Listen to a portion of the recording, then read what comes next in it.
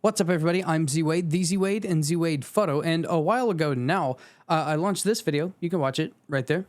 That was a photo shoot I did with the Nikon Z9, the Nikon Z85mm f1.2s, and the resident model, Claire, who is absolutely amazing, and that's why I wanted to do this secondary video, because my DJI Action 2 only lasted for a little while, because that's kind of a crummy product in my opinion, but there were some amazing images that happened after that, and I touched on them briefly in a live stream, but I want to focus on them right now. Without playing around, we'll get into this one right here, and this is one of the few that was shot not at f1.2, but this is f3.2. I don't know why, probably an accident, and it's just ungodly sharp and crisp, like not just sharp, but clear, right? Or the clarity that you get out of the Z lenses is absolutely stunning. Moving on to this image, we have a little bit of a subframe, and look at it's just so amazing. My word. A 64 ISO f1.2, 1/320th of a second.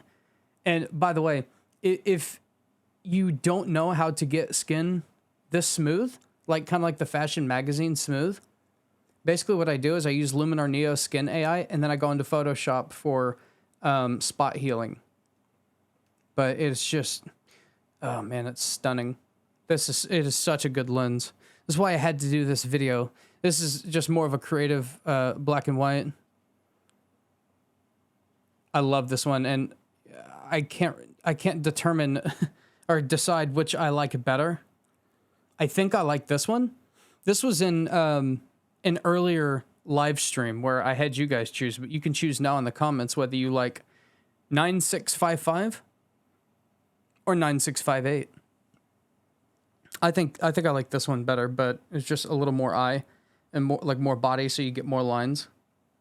Super cool. This shot I did by total accident. I was just talking and I accidentally focused, and the Z9 is so good that it happened to find the pants, even though it was hanging down by my side.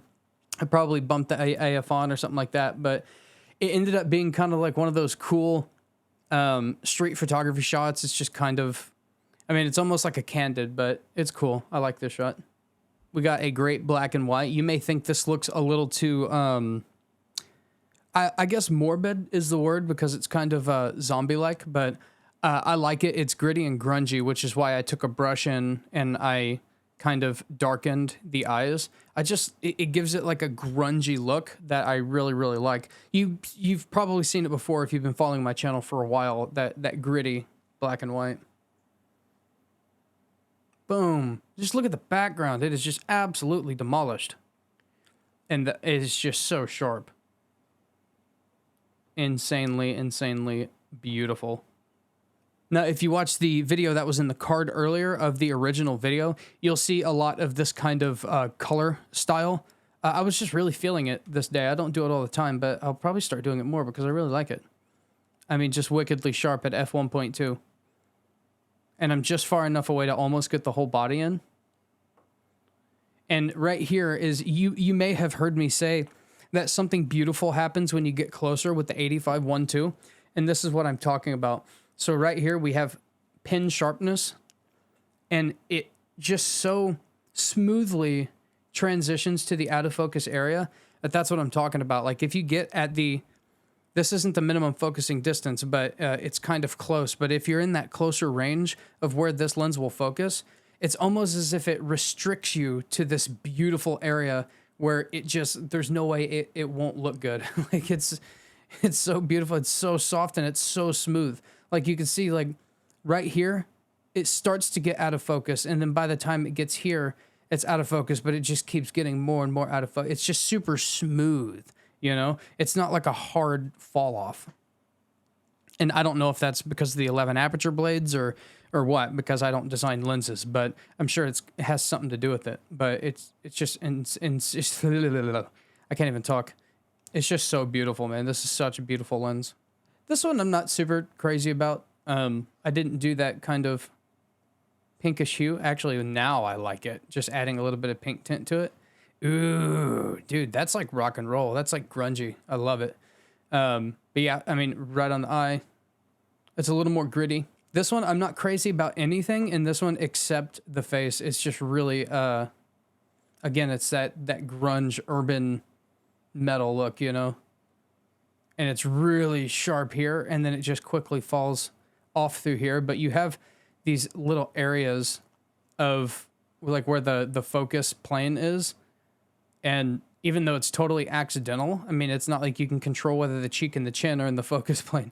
But I just like how it turned out by accident. Not crazy about the coloring on this one either. Now I like it. I guess this whole day was just kind of set up to be a slightly more on the pink side kind of look. This one, see, now I like the more of the yellow color on this one. It looked so good. I need to go back and like retouch these because I like these a lot more today than I did on the day that I was editing them. I love the color on this one. This one's so sick. The skin looks amazing. And I like the composition. It's like, it's not rule of thirds, but you have this zone right here. And then you have this angled line. And they say angled lines give you a sense of like energy, right? I don't know if that's true or not. They give me a sense of energy and like dynamic, you know? And the final one is like the best black and white of the last like 6 months. It is so like the expression on the face, like the tone, the sharpness. I did a little bit of painting right here to darken the cheeks to make them look a little more sunken and serious. Like this is like Sigma female. The tonality of it, the energy of it, like this to me, I don't usually say this kind of stuff about my images, but this particular image to me tells me a story, right? It seems, oh, it's just amazing. Well, guys, I know that was a super kind of uninformative quick look, but that was such a good shoot. The first time I photographed somebody with the 85-1.2, it was just so good that I couldn't just leave it up to that 3-minute video. And while I was sitting down on this particular weekend, going through some images, I was like, dude, I never showed my audience like the rest of this awesome shoot. So that's all I wanted to do. 85mm f1.2, amazing. Stay sharp, YouTube.